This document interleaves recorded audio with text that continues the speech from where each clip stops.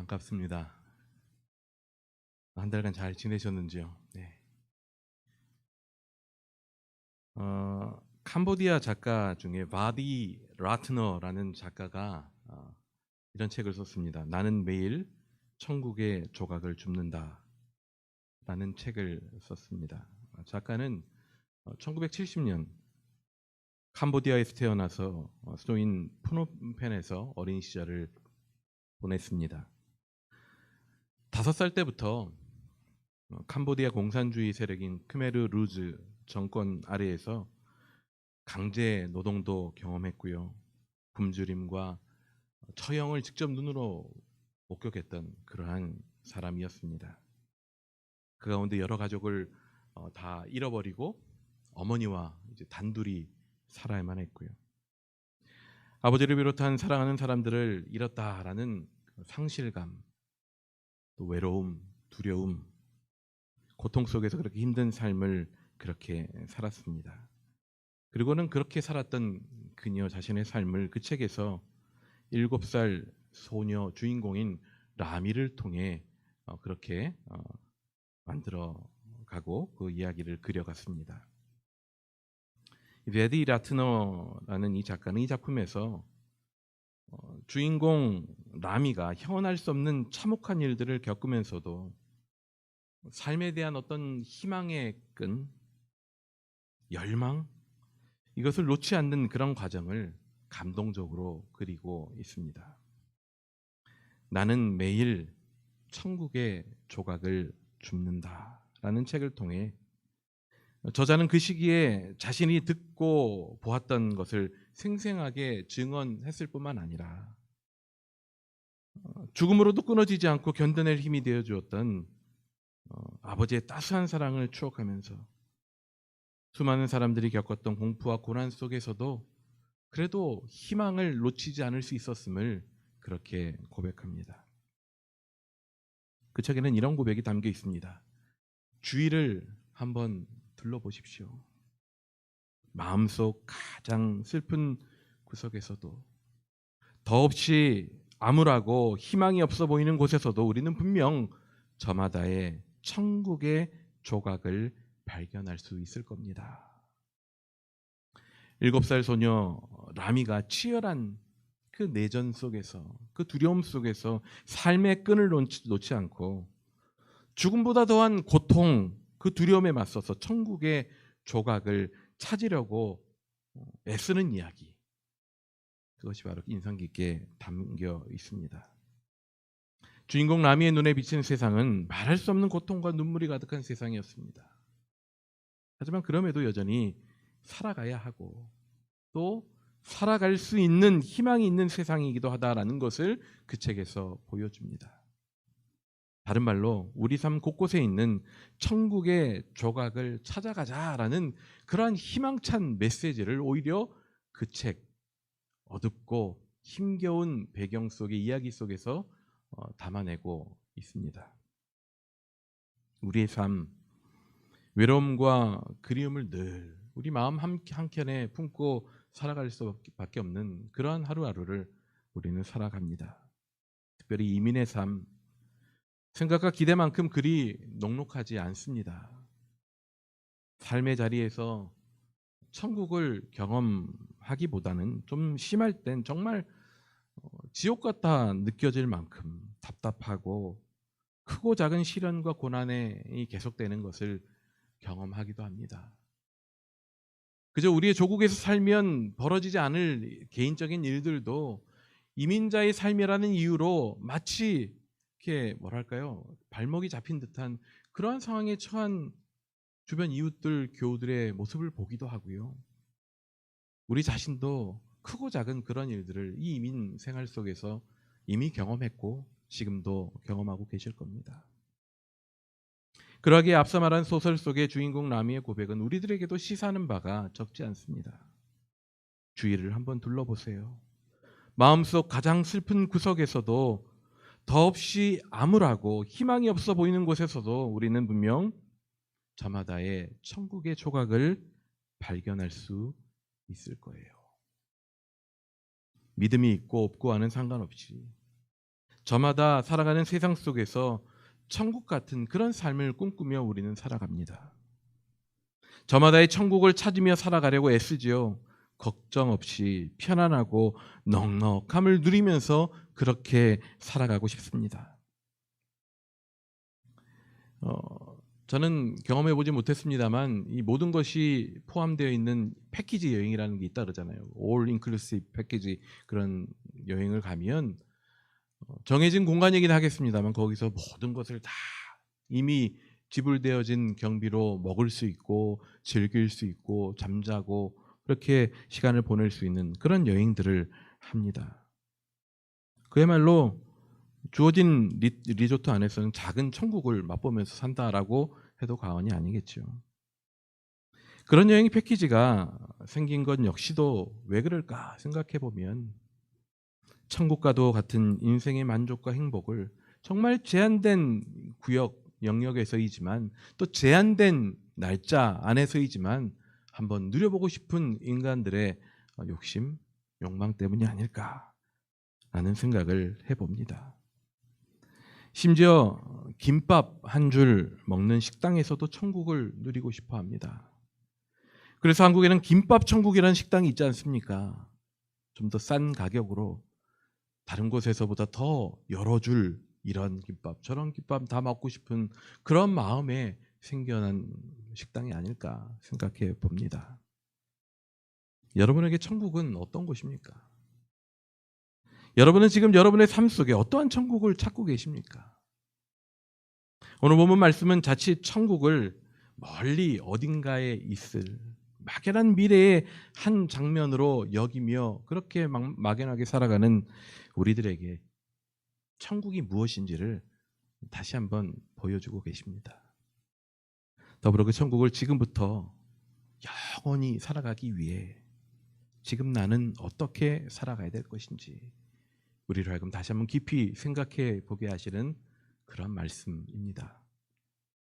오늘 보면 31절에서 33절 우리가 앞부분에 먼저 읽은 말씀에서 예수님은 비유로 천국을 묘사하시면서 겨자씨와 누룩을 비유로 드십니다. 공통적으로 이야기하고자 하는 바는 작은 것, 곧 겨자씨와 누룩이 가지는 자금, smallness입니다. 작은 것은 상대적으로 무시당할 때가 많습니다. 작은 것은 상대적으로 그 가치를 충분히 인정받지 못하는 것 같습니다. 과일을 골라도 우리는 큰 것을 고르고요. 차를 골라도 이왕이면 큰 차 타고 싶습니다. 집을 골라도 이왕이면 큰 집이면 좋겠고요. 사람의 외모를 평가해도 이왕이면 키가 컸으면 좋겠습니다. 이왕이면 작은 것보다는 큰 것이 좋다라고 여기는 우리들의 일반적인 모습이죠. 이왕이면 천국도요 좀 컸으면 좋겠고요. 보기에 그럴듯해 보였으면 좋겠습니다. 부담스러우리만큼 크지는 않아도 이왕이면 작기보다는 컸으면 좋겠습니다. 하지만 예수님은 천국을 두고 겨자씨와 같다라고 말씀하죠. 겨자씨를 본 분들이 많이 계실 겁니다. 겨자씨는 사람 육안으로 보기 참 힘든, 어찌 보면 사람 육안으로 볼 수 있는 가장 작은 씨앗 중에 하나가 아닐까 생각합니다. 그 씨앗의 크기가 너무 작아서 우리가 아니 성지순례 다녀오신 분들이 이렇게 겨자씨라고 씨앗이라면서 가져오시잖아요. 뭐 어떻게 가져오시던가요? 너무 작아서 흩어지기 쉬우니까 이렇게 몇 개 모아가지고 라미네이팅 해가지고 그렇게 마치 선물처럼 주지 않으십니까? 도무지 그 작은 씨앗에서 무엇이 자랄 수 있을까 의심이 될 정도로 작은 알갱이에 불과한 씨앗입니다. 천국이 바로 그런 작은 씨앗과 같다라고 예수님 말씀하시죠. 작은 것에 대해 불신하는 이유는 작은 것은 큰 것보다 힘이 없다라고 생각하기 때문입니다. 작은 것은 큰 것보다 많은 것을 품을 수 없다라고 여기기 때문입니다. 작은 것은 결국 큰 것 아래로, 큰 것 그 속으로 들어가야만 된다라고 여기기 때문이죠. 하지만 예수님이 말씀하신 겨자씨의 자금, 그 자금은 단지 자금으로 끝나지 않습니다. 오늘 보면 32절에 보면 이렇게 말씀하죠. 이는 모든 씨보다 작은 것이로되 자란 후에는 풀보다 커서 나무가 되매. 예수님은 겨자씨의 작음을 씨로 있을 그 작은 순간만을 보시면서 그 작은 크기만을 바라보시면서 말씀을 맺지 않으십니다. 그렇게 판단하지 않으셨다라는 거죠. 그 씨가 커져간다라는 것에 주목하셨습니다. 그 작은 씨로 하여금 자라서 풀보다 더 커지고 결국 나무가 되겠다. 그렇게 되게 하겠다라고 말씀하십니다. 천국은 또한 천국은 겨자씨와 같다고 얘기하죠. 하지만 예수님은 겨자씨를 볼품없는 것으로 여기지 않으셨습니다. 자기 자신의 밭에 뿌릴 정도로 소중한 씨앗으로 그 겨자 씨앗을 여기고 계셨죠. 더군다나 그 작은 씨앗을 키워서 나무에 이르기까지 자라게 하시겠다라고 그렇게 말씀하십니다. 그것이 바로 예수님이 말씀하시는 천국이에요. 정작 알고 보면 별 볼 일 없는 것임에도 그것이 조금이라도 크고 좋아 보이면 그것이 마치 천국인 양 마음을 빼앗겨 버리는 우리들을 향해 예수님은 지극히 작은 겨자씨와 같은 천국을 우리들에게 말씀하십니다. 그것이 천국일 수 있는 것은 주께서 친히 크게 키우실 것이기 때문입니다. 더욱이 그렇게 켜진 겨자나무는 공중의 새들이 와서 그 가지에 깃들게 된다라고 그렇게 말씀하시죠. 작아 보이는 천국이지만 크게 일하는 천국이 되는 것이죠. 이 부분을 보면서 영어 단어 하나가 떠오릅니다. embrace라는 단어입니다. embrace. 품어 안는 것이죠. 포용하는 것이죠. 그 품이 얼마나 넓고 그 팔이 얼마나 긴지는 알 수 없지만 품어 안는 것입니다. 공중의 새들은 알지 못하는 존재들이죠. 나와 관계없는 마치 이방의 객들과도 같은 존재들이 바로 새들입니다. 하지만 그들까지도 와서 언제든 쉬고 갈 수 있는 그런 나무로 키우겠다라고 말씀하시죠. 천국은 품어 안는 능력이 있습니다. 그냥 거대하고 커서가 아닌 것이지요. 품어 안는 능력인 것입니다. 큰 교회, 많은 성도 그들이 있는 곳이 천국의 원형이 아니라 크든 작든 품어 안는 능력이 있는 곳, 바로 거기가 천국이라는 것이죠. 천국은 품어 안는 능력이 있습니다. 나홀로 행복하면 그것으로 만족하고 살아가는 이 세상 속에서 천국은 서로를 품어 안는 사랑이 있는 것이고 돌봄이 있고 쉼을 제공하는 곳, 바로 그것이 예수님이 가르쳐 주시는 천국입니다. 그래서 천국은 품고 포용하는 힘을 가지고 있다라고 우리는 해석할 수 있습니다. 그저 작아 보이는 천국이 품고 포용하는 힘을 가진 천국으로 어떻게 돼요? 바뀌는 것이죠. 보기엔 정말 작은 겨자씨와 같은 작은 그런 곳이 많은 이들을 품어 안을 수 있는 품어 안는 포용의 능력을 가진 그러한 곳이 천국으로 되어진다는 것이죠. 나와 내 주변의 사람들이 누리는 천국에 그치는 것이 아니라 돌봄과 함께함의 영역을 넓혀가고 품고 안아주고 받아주는 그런 천국이 되는 겁니다. 그것이 바로 우리가 소망하며 우리가 누리기를 바라는 천국의 이미지가 되어야 되는 것이지요. 우리가 이렇게 누군가를, 특별히 익숙한 영역 밖에 누군가를 품어 안고 돌볼 수 있다면 바로 그것이 천국인 것입니다. 교회가 바로 이러한 돌봄과 섬김의 역할을 해야 되는 이유가 바로 교회가, 우리 공동체가, 우리가 살아가는 삶의 자리가 바로 예수님이 말씀하시는 천국의 자리가 되어야 되기 때문이죠. 뿐만 아닙니다. 천국은 누룩과도 같다라고 말씀하시죠. 33절에 이렇게 말씀하십니다. 또 비유로 말씀하시되 천국은 마치 여자가 가루 서말 속에 갖다 넣어 전부 부풀게 한 누룩과 같으니라. 겨자나무가 가지게 될 품어 안는 힘이 천국이 가지는 마치 엄마와 같은 부드러움이라고 우리가 말한다면 지금 두 번째 말하고 있는 이 누룩과 같이 부풀리는 거는요, 매우 적극적이고 역동적인 힘과도 같습니다. 이처럼 천국은 품어 안는 따뜻한 엄마의 품과 같은 그런 곳이기도 하고요. 이런 역동적으로 끌어안는 것뿐만 아니라 역동적으로 부풀리는 힘을 가져다 주는 적극적이고 역동적인 곳이 바로 또한 천국이기도 하다라는 거죠. 빵을 위한 반죽을 할 때 필요한 것 중에 하나가 이 이스트 아닙니까? 누룩인데요. 이 팬데믹이 길어지다 보니까 집집마다 이렇게 새롭게 하는 활동들이 계시더라고요.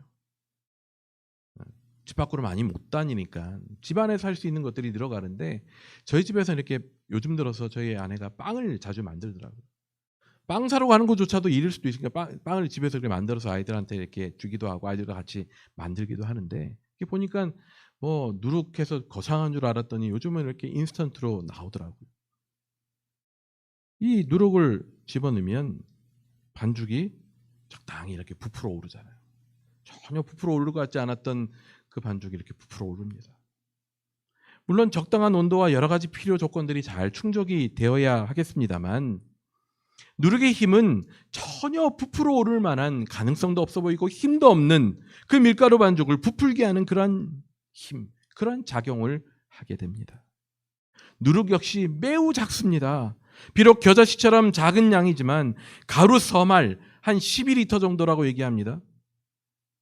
약 36에서 30, 그러니까 한 마리 12리터니까 약 36리터 정도 되는 이 서말이나 되는 양의 누룩을 넣으면 100명 정도가 먹을 수 있는 그런 빵을 만들 수 있게 됩니다.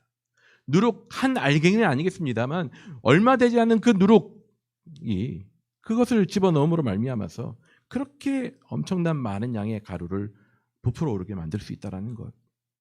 바로 이렇게 부풀리는 힘. 바로 이것이 천국이 가지는 역동적인 힘이더라는 거죠.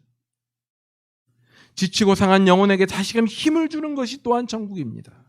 지치고 힘든 자들을 품어 안는 것이 천국이기도 하고 그 안에서 다시 한번 힘을 얻도록 역동적으로 작용하는 곳, 그것이 바로 천국이더라는 거예요. 내일의 소망을 점점 잃어가고 모든 것이 비관적이고 비판적으로 보게 되는 우리들의 모습 속에 소망을 회복시켜 주시고 내일을 보는 마음의 위로와 여유를 가져다 주는 바로 그것이 우리가 오늘 살아가야 될 천국의 모습이기도 하다는 것입니다. 이처럼 천국은 오늘 살아가는 이들에게 매일매일 다가오는 것입니다. 우리는 천국을 죽어가는 곳으로만 생각합니다. 이 세상 종말이 와야 실현될 수 있는 곳으로 생각합니다. 하지만 성경은 지금 이 자리에서부터 하나님 나라를 살아갈 수 있어야 된다라고 가르치십니다. 하나님 나라는 100% 완성될 수는 없겠지만 하나님 나라, 완성될 그 나라를 향해 지금부터 이 천국을 우리의 삶의 자리에서 만들어내고 살아가고 도우시는 하나님의 은혜를 경험해야 된다라는 것입니다. 이렇게 천국이 우리에게 이미 주어진 이상 우리에게는 그 천국을 살아갈 마땅한 자세가 필요하겠죠. 오늘 두 번째 부분에 읽은 44절에서 46절 말씀은 그러한 천국을 살아가는 우리들에게 필요한 자세가 무엇인가를 말씀해 줍니다. 물론 우리가 경험하듯 천국은 작은 만큼 쉽게 찾기 어려울 수도 있습니다. 능력과 파워를 가지고 있지만 작은 만큼 우리가 쉽게 찾지 못해서 천국을 누리지 못하고 천국의 삶을 살아가지 못하기도 합니다. 44절에서 이렇게 말씀하죠. 천국은 마치 밭에 감추인 보화와 같으니 누군가가 보물을 숨겨놓았다면 보물을 숨겨놓은 사람 외에는 그 보물을 찾기가 쉽지 않는 것이 이치입니다. 그 보물을 찾기 위해서는 애를 써야 되는 것이죠. 그 보물이 묻혀 있을 만한 곳을 또한 찾아야 합니다. 파야 합니다. 대충 그냥 파는 것이 아니고 깊이 파야 나오는 거죠. 쉽게 포기하지 않고 인내를 가지고 그렇게 깊이 파야 합니다. 그렇게 할 수밖에 없는 건 보물은 발견되지 않기 위해 그 가치를 인정받기 위해서라도 깊이 숨겨져 있는 것이 이치이기 때문이에요. 누가 보물을 숨겨놓는다고 생각해 보십시오. 대충 그냥 얕은 곳에 이렇게 해서 파서 묻어놓을 사람이 누가 있겠어요? 이건 정말 귀한 거니까 아무도 못 찾게 하려고 하는 그 보물의 소중함을 아는 사람이라면 깊이 파놓겠죠. 그런 의미에서 예수님이 숨겨놓은 보물의 비유로 언급하신 이 천국의 중요한 특징 중에 또 하나가 뭐냐 하면 숨겨져 있음입니다. 숨겨져 있음.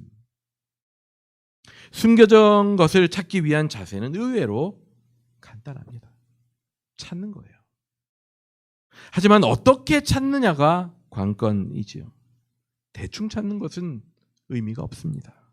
열심히 찾아야 합니다. 쉽게 포기하지 말아야 합니다.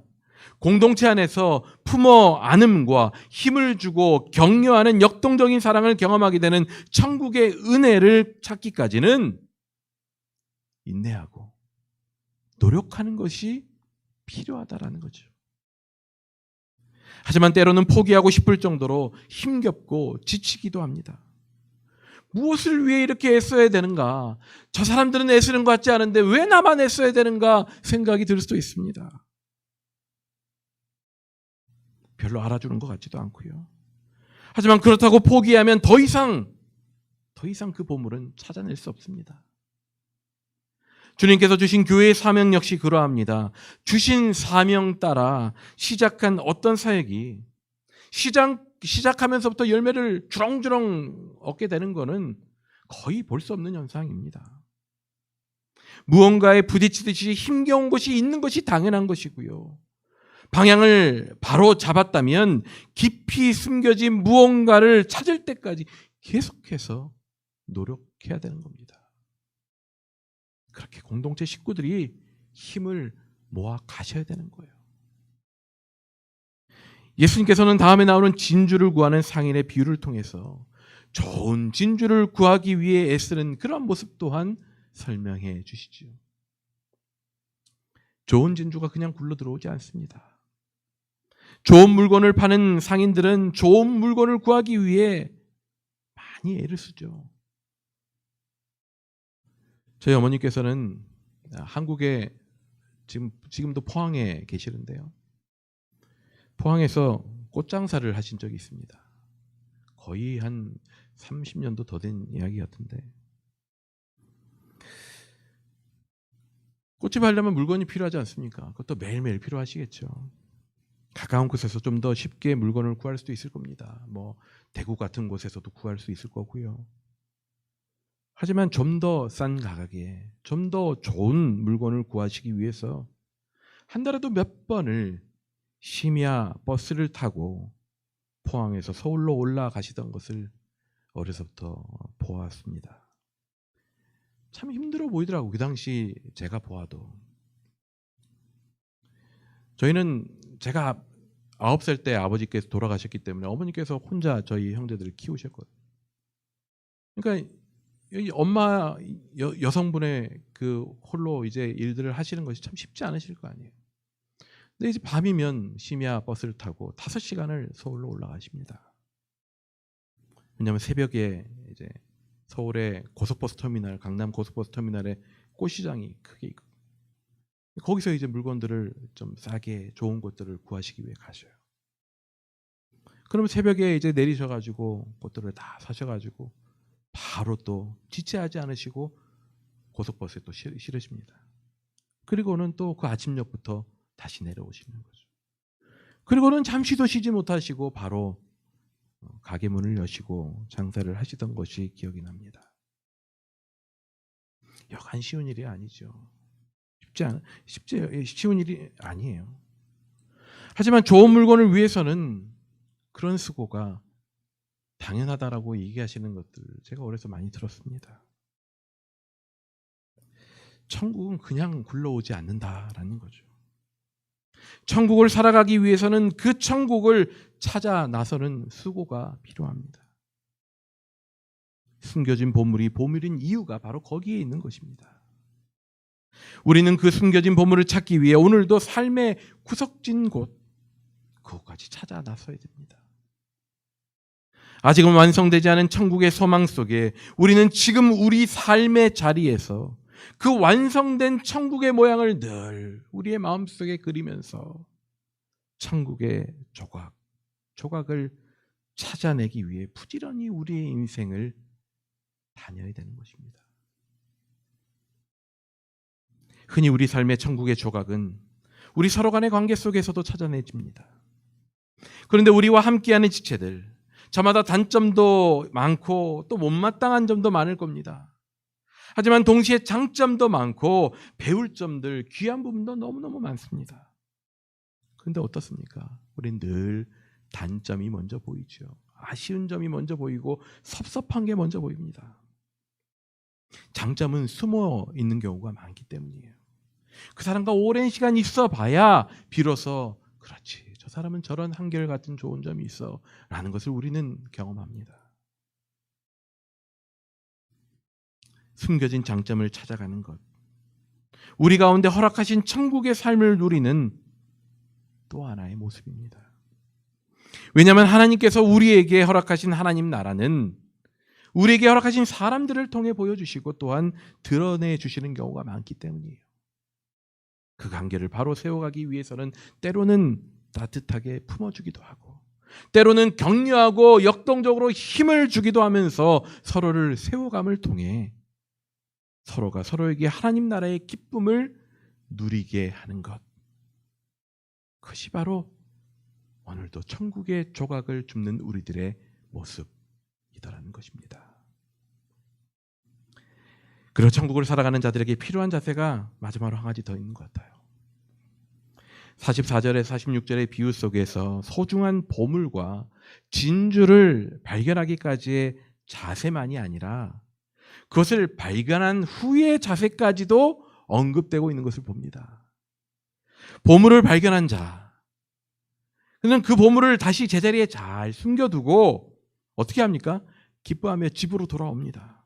그리고는 자신의 가진 것을 다 팔아가지고 그 밭을 산다라고 하죠. 그 보물이 묻혀 있는 곳이 내 땅이 아닌 이상, 그 밭을 사서 내 것으로 취하지 않는 이상 그 보물을 내 것으로 취할 방법은 그 어디에도 없습니다. 도둑질하는 것 외에는 없죠.